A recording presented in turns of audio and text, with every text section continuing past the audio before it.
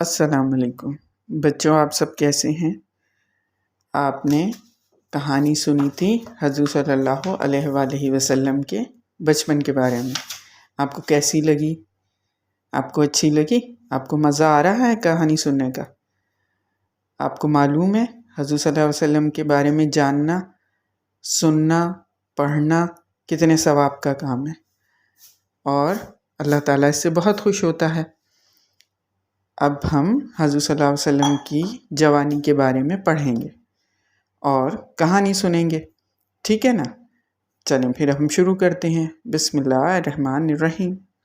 ہمارے نبی صلی اللہ علیہ وآلہ وسلم بچپن سے بہت شرمیلے اور نیک تھے۔ آپ کی طبیعت میں بچوں کی سی شوخی اور ضد نام کو نہ تھی۔ جوں آپ کی عمر زیادہ ہوتی گئی، آپ کے جوہر کھلتے گئے۔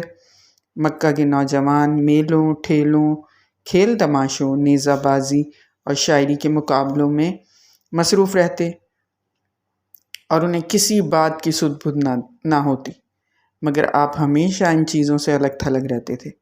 آپ بولتے کم اور سوچتے زیادہ تھے۔ آپ صلی اللہ علیہ وآلہ وسلم کے چہرے سے ایسا معلوم ہوتا تھا کہ آپ کسی بات پر سوچ بچار کر رہے ہیں۔ اس کے ساتھ ساتھ آپ کی طبیعت کا یہ حال تھا کہ کسی کو دکھ میں دیکھ کر آپ بے چین ہو جاتے تھے، اور جب تک اس کا دکھ درد دور نہ ہو جاتا تھا آپ کو سکون نہیں آتا تھا۔ کسی بوڑھے آدمی کو کندھے پر بوجھ رکھے دیکھتے تو دوڑ کر اس کا بوجھ اٹھا لیتے۔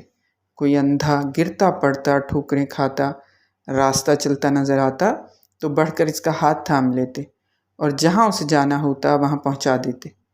کسی یتیم بچے کو روتا دیکھتے تو اسے گود میں اٹھا کے دلاسا دیتے، اس کی تیمارداری کرتے۔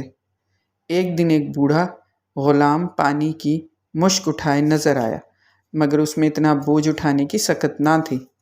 ٹانگیں کانپ رہی تھیں، چہرہ زرد، 2 قدم چلتا اور ہانپنے لگتا۔ یہ حالت دیکھ کر آپ سے نہ رہا گیا، دوڑ کر مشک اٹھائی اور اس کے آقا کے گھر پہنچا دی۔ ایک دن دیکھا کہ ایک غلام آٹا پیس رہا ہے، مگر ساتھ ساتھ روتا بھی جاتا ہے۔ آپ اسے اس حال میں دیکھ کر رک گئے۔ پوچھا کیوں رو رہے ہو؟ کہنے لگا بیمار ہوں، آٹا پیسا نہیں جاتا، آٹا نہ پسا تو ظالم آقا بہت مارے گا اور میری کھال ادھیڑ دے گا۔ آپ یہ سن کر اس کے پاس بیٹھ گئے اور آٹا پیسنے لگے۔ پھر بولے تمہیں جب آٹا پسوانا ہو مجھے بلوا لیا کرو۔ آپ یتیموں اور غریبوں کی خبرگیری کرتے۔ جن غریب عورتوں کی مدد کرنے والا کوئی نہ ہوتا انہیں سودا سلف لا کر دیتے، ان کے بچوں کو کھلاتے۔ کسی شخص پر کوئی مصیبت آ پڑتی تو جہاں تک بن پڑتا اس کی مدد کرتے۔ آپ کی خوبیوں کی وجہ سے چھوٹے بڑے سب آپ کی عزت کرتے اور آپ کا نام بڑے ادب سے لیتے تھے۔ اکثر لوگ آپ کے پاس اپنی امانتیں رکھ جاتے۔ چنانچہ پورے مکہ میں آپ امین کے لقب سے مشہور تھے۔ لوگ آپ کو امین اور صادق کہنے لگے۔ تو کہیے بچوں، آپ کو یہ کہانی سن کر کیا سبق ملتا ہے؟